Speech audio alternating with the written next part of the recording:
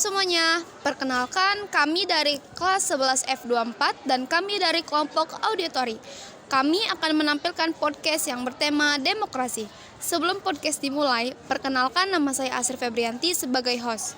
Perkenalkan, nama saya Magda Ulia sebagai narasumber 1. Perkenalkan, nama saya Dina Nurfadila sebagai narasumber 2. Dan perkenalkan, nama saya Repalina sebagai narasumber 3. Halo teman-teman semua, selamat datang di podcast Mendalami Demokrasi. Tempat di mana kita akan menggali lebih dalam tentang konsep yang mungkin sering kita dengar, tapi jarang benar-benar kita pahami, demokrasi. Saya Asri Febrianti sebagai host, dan dalam episode ini kita akan berbicara tentang apa itu demokrasi, sejarahnya, dan mengapa demokrasi sangat penting bagi kita semua. Sebelum kita masuk ke topik utama, coba pikirkan sebentar. Apa yang ada di benak kalian saat mendengar kata demokrasi? Apakah itu sekedar tentang pemilu, kebebasan berbicara, atau mungkin hak asasi manusia? Demokrasi jauh lebih luas dari itu semua. Dan narasumber 1 akan mencoba untuk menjelaskan secara sederhana dan jelas. Jadi yuk kita mulai. Pertama-tama, mari kita mulai dari definisinya. Demokrasi berasal dari kata Yunani, demos yang berarti rakyat, dan kratos yang berarti kekuasaan atau pemerintahan. Jadi secara harfiah, demokrasi berarti pemerintahan oleh rakyat. Dalam sistem demokrasi, rakyat memegang kekuasaan tertinggi dan berperan aktif dalam proses pemerintahan, baik secara langsung maupun melalui wakil-wakil yang mereka pilih. Di negara-negara demokrasi, perwakilan seperti Indonesia, kita memilih para wakil di DPR, DPRD, dan kepala pemerintahan untuk membuat keputusan atas nama kita. Wah, jadi sudah tahu ya teman-teman semua definisi dari demokrasi itu seperti apa? Terus kalian mau tahu nggak sih sejarah demokrasi itu kayak gimana? Nah, yuk kita dengarkan penjelasan dari narasumber 2. Kalau kita lihat sejarahnya, demokrasi ini bukan konsep yang baru. Demokrasi pertama kali lahir di Yunani kuno, sekitar abad ke-5 sebelum Masehi, tepatnya di kota Athena. Pada masa itu, warga negara laki-laki bebas datang ke majelis rakyat untuk membahas dan memutuskan isu-isu penting yang menyangkut kehidupan bersama. Namun, demokrasi kuno ini tentu saja jauh dari sempurna. Hanya warga negara laki-laki yang punya hak suara, sementara perempuan, budak, dan orang asing yang dikecualikan.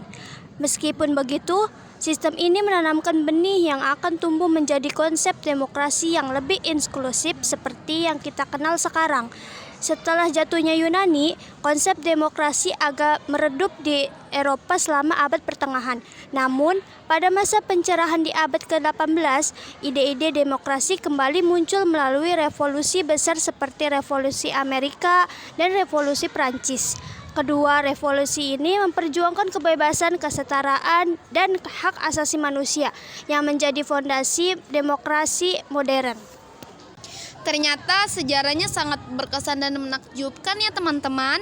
Selanjutnya kita akan membahas tentang prinsip-prinsip dasar demokrasi. Secara umum ada beberapa prinsip yang harus ada dalam sebuah negara demokrasi, dan prinsip-prinsip akan dijelaskan oleh narasumber 3. Yang pertama, kebebasan berpendapat. Dalam demokrasi, setiap orang punya hak untuk menyuarakan pendapat mereka, baik itu melalui media sosial, surat kabar, maupun dalam ruang-ruang diskusi publik. Yang kedua, hak asasi manusia. Demokrasi menjamin bahwa setiap warga negara memiliki hak-hak yang tidak boleh dilanggar, seperti hak untuk hidup, hak atas pendidikan, dan hak untuk tidak diperlakukan sewenang-wenang.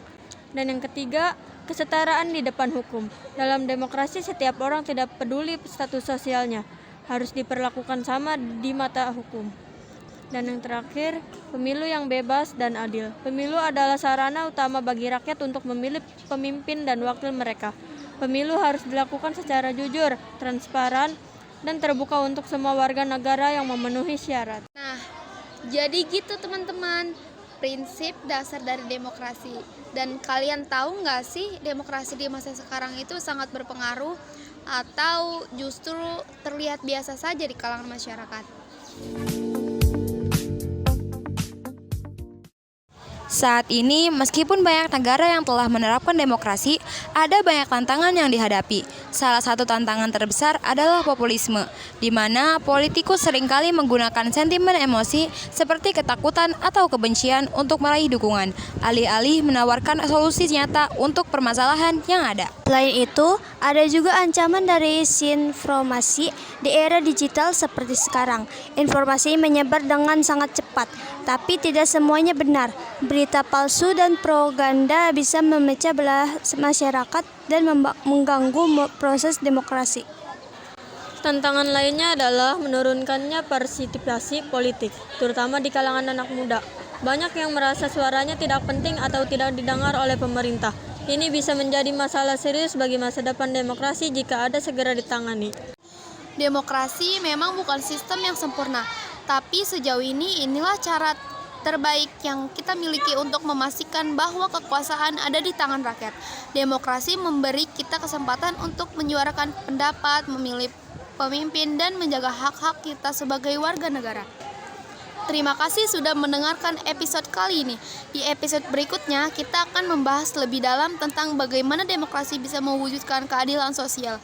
Jangan lupa untuk tetap mengikuti podcast ini. Dan mari kita jaga semangat demokrasi dalam kehidupan sehari-hari. Sampai jumpa di episode selanjutnya.